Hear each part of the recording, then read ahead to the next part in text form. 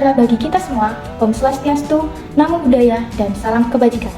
Sebelumnya, kepada yang terhormat Ibu Murni Hermawati, MPH, dan teman-teman semua yang saya hargai.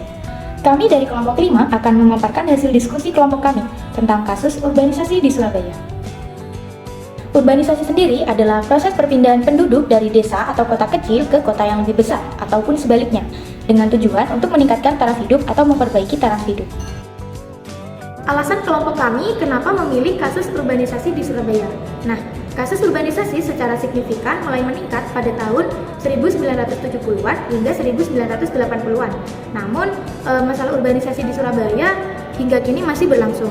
Meskipun kasus urbanisasi telah berlangsung lama, membahas urbanisasi itu masih relevan dengan kehidupan sekarang dan kedepannya, karena dampaknya terhadap berbagai aspek kehidupan perkotaan dan pembangunan negara masih secara umum. Misalnya, pertumbuhan penduduk kota yang pesat, krisis perumahan, pemukiman kumuh, ketenagakerjaan dan ekonomi, dampak lingkungan, infrastruktur dan layanan publik, tantangan masa depan, kemudian migrasi, adaptasi masyarakat, dan lain sebagainya.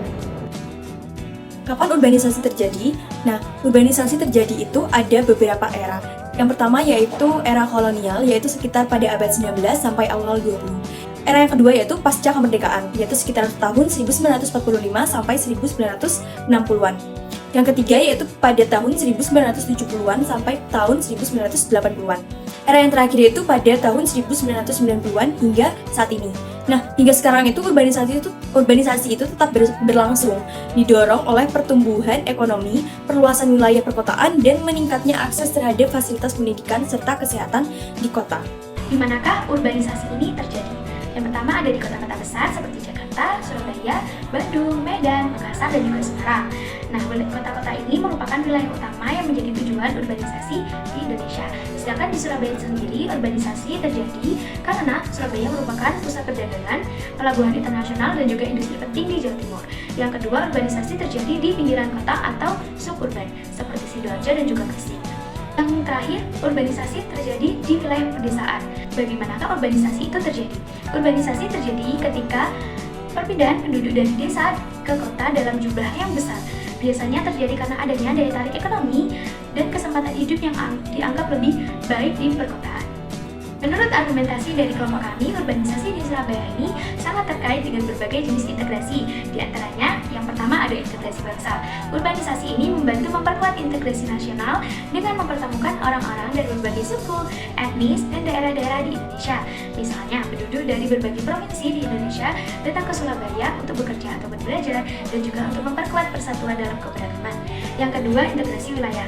Surabaya ini berfungsi sebagai pusat ekonomi dan transportasi bagi wilayah di sekitarnya, sehingga urbanisasi di kota ini mencerminkan integrasi wilayah antara kota dan desa ataupun antara Jawa Timur dan daerah lainnya. Yang ketiga ada integrasi nilai. Urbanisasi di Surabaya ini melibatkan perpaduan antara nilai tradisional dan juga modern. Penduduk yang datang dari pedesaan membawa nilai-nilai lokal yang kemudian bertemu dengan nilai-nilai urban seperti profesionalisme, modernitas, dan individualisme. Keempat adalah integrasi elit massa. Di Surabaya, urbanisasi mempengaruhi hubungan antara elit politik dan ekonomi dengan massa. Adanya akses yang lebih baik ke pendidikan, pekerjaan, dan layanan publik dapat membantu mempersempit kesenjangan antara elit dan massa meskipun hal itu tidak sepenuhnya bisa terjadi. Yang kelima adalah integrasi tingkah laku. Urbanisasi di Surabaya menciptakan homogenisasi atau penyatuan dalam perilaku dan norma. Di kota besar, perilaku masyarakat cenderung menyesuaikan diri dengan standar perkotaan yang melibatkan disiplin, ketepatan waktu, dan efisiensi. Nilai-nilai ini menyebar dan menjadi bagian dari kehidupan masyarakat yang datang dari berbagai latar belakang. Yang keenam adalah integrasi politik. Urbanisasi memperkuat partisipasi politik di Surabaya. Masyarakat yang terlibat dalam sektor ekonomi dan pendidikan cenderung lebih aktif dalam proses politik, baik di tingkat lokal maupun nasional. Hal ini dapat membantu menciptakan kesadaran politik yang lebih merata dan memperkuat keterlibatan masyarakat dalam pembangunan negara. Yang selanjutnya adalah integrasi ekonomi. Urbanisasi di Surabaya mendorong pertumbuhan ekonomi melalui penciptaan lapangan kerja di sektor industri, perdagangan, dan jasa. Hal ini menarik penduduk dari berbagai daerah untuk berkontribusi dalam perekonomian kota, yang pada gilirannya memperkuat integrasi ekonomi antara Surabaya dan daerah atau wilayah-wilayah di sekitarnya, termasuk daerah pedesaan. Yang selanjutnya adalah integrasi sosial. Urbanisasi mempertemukan masyarakat dari berbagai kelas sosial, etnis, dan agama yang harus hidup berdampingan di Surabaya. Nah, hal ini menciptakan peluang dan tantangan dalam integrasi sosial. Masyarakat di perkotaan seperti Surabaya dituntut untuk mengelola perbedaan dan membangun kohesi sosial di tengah-tengah keanekaragaman yang semakin kompleks. Selanjutnya adalah integrasi budaya. Surabaya adalah kota multikultural yang menjadi tempat pertemuan dari berbagai budaya dari seluruh Indonesia. Urbanisasi membawa berbagai tradisi budaya dari luar ke dalam kota. Nah, yang kemudian berinteraksi dan sering kali berasimilasi dengan budaya asal atau budaya lokal. Nah, hal ini memperkaya identitas budaya Surabaya dan menjadikannya salah satu pusat kebudayaan Indonesia. Pertama itu faktor benar desa. Pertama itu kesempatan kerja yang terbatas di pedesaan. Sebagian besar wilayah pedesaan itu bergantung pada sektor pertanian. Dengan adanya modernisasi itu menyebabkan petani banyak kehilangan pekerjaannya dan tidak memiliki cukup lahan untuk bertani. Terus yang kedua itu minimnya akses pendidikan dan layanan kesehatan. Fasilitas pendidikan, kesehatan, dan infrastruktur lainnya di desa itu lebih kurang berkembang dibandingkan di kota. Terus yang ketiga itu ada perubahan ekonomi di pedesaan. Banyak di desa itu mengalami kesulitan ekonomi yang membuat penduduknya terpaksa mencari pekerjaan di kota. Selanjutnya faktor penarik dari kota. Yang pertama itu kesempatan yang lebih baik dibandingkan di desa. Di kota sendiri menawarkan lebih banyak pekerjaan terutama di bidang industri, terus perdagangan dan jasa. Terus yang kedua itu akses pendidikan dan kesehatannya lebih baik. Kota besar seperti Surabaya itu memiliki sekolah, universitas, dan rumah sakit yang lebih baik dan lebih lengkap dibandingkan di desa. Terus yang ketiga itu gaya hidup modern. Banyak orang yang tertarik dengan kehidupan di kota yang dianggap lebih maju dan modern dibandingkan di desa. Terus yang terakhir adalah fasilitas infrastruktur yang memadai. Perkembangan di wilayah kota seperti jalan, transportasi umum, listrik, dan air bersih membuat kehidupan di kota itu lebih layak dan lebih nyaman. Beberapa alternatif pencegahan dan penyelesaian berbagai macam interaksi yang terkait dengan urbanisasi di Surabaya menurut pembahasan kelompok kami. Yang pertama adalah integrasi bangsa. Pencegahannya dapat dilakukan dengan mengadakan program pendidikan lintas budaya di sekolah-sekolah dan masyarakat untuk mencegah konflik antar etnis dan meningkatkan toleransi. Penyelesaiannya mendirikan pusat kebudayaan multi etnis yang memfasilitasi interaksi antar budaya melalui festival, karya, dan kegiatan komunitas lainnya. Yang kedua adalah integrasi sosial. Pencegahannya adalah mengembangkan kebijakan perencanaan kota yang berkelanjutan agar urbanisasi tidak menimbulkan ketimpangan antara kota dan desa dengan memperhatikan pembangunan di daerah-daerah pinggiran.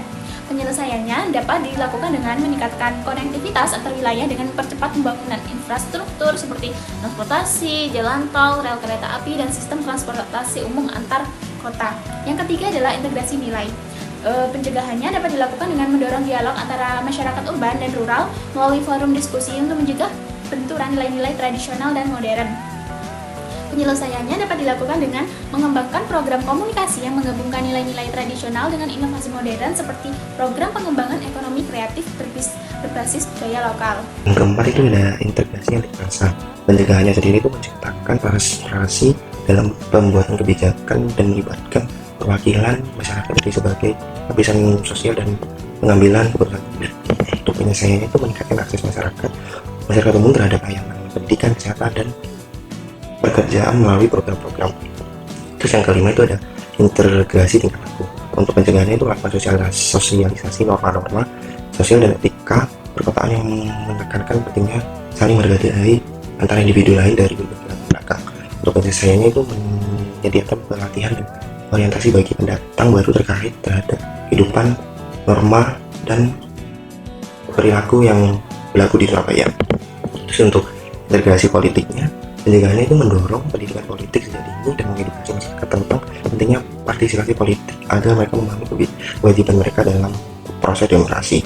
Untuk penyelesaiannya itu mengadakan forum politik terbuka di mana masyarakat dari berbagai latar belakang dapat menyampaikan aspirasi mereka dan terlibat dalam diskusi kebijakan secara aktif. Yang ketujuh yaitu integrasi ekonomi. Pencegahannya dengan memberikan pelatihan kewirausahaan dan pemberdayaan ekonomi bagi masyarakat pedesaan untuk mencegah ketergantungan penuh pada urbanisasi sebagai satu-satunya pilihan ekonomi. Nah, untuk penyelesaiannya, mengembangkan kawasan industri baru di sekitar Surabaya untuk menciptakan lebih banyak lapangan kerja dan mengurangi ketimpangan ekonomi antar daerah. Yang kedelapan yaitu integrasi sosial. Pencegahannya dengan menciptakan program keterlibatan masyarakat yang bersifat inklusif, seperti kegiatan gotong royong dan pengembangan komunitas, untuk memperkuat interaksi sosial di antara berbagai kelompok. Penyelesaiannya dengan mendirikan lembaga mediasi konflik sosial yang dapat menangani dan menyelesaikan gesekan sosial akibat perbedaan etnis, agama, atau kelas sosial secara damai. Yang kesembilan, yaitu integrasi budaya.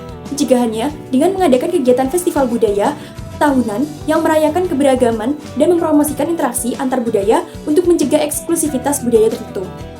Nah, untuk penyelesaiannya dengan membuat kebijakan pelestarian budaya lokal dan memastikan bahwa budaya-budaya yang dibawa oleh para urbanis bisa hidup berdampingan dengan budaya lokal tanpa adanya konflik.